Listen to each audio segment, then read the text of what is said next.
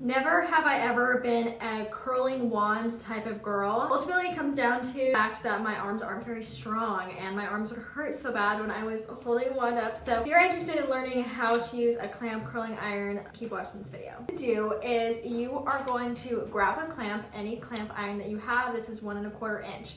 And you're gonna start at the top of your hair because that is the healthiest, thickest hair, harder for it to grab the style. Basically, you're gonna take that clamp. The clamp is going to be facing away from you and the barrel will be facing towards you.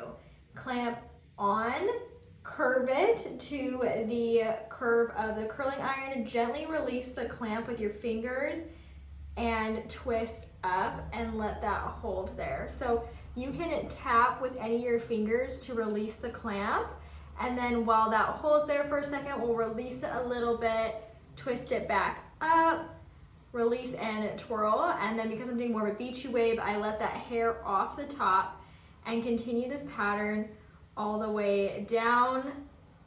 And I just hold it for a second and then I fully release the clamp and you're left with a curl that looks like that. Do this again just because it is a little bit tricky. Opening the clamp, putting it on your hair and curving it to where it's not leaving a dent.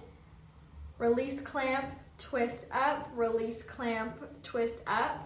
Release as you're seeing, pull your hair through, twist up, release, pull through, release, pull through. This is the same technique with any size of curling iron, and as you see, my arms are down by my side and I'm just holding it, so that's why it causes me less arm fatigue.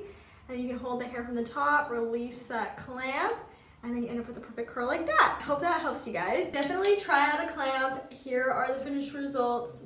I love it.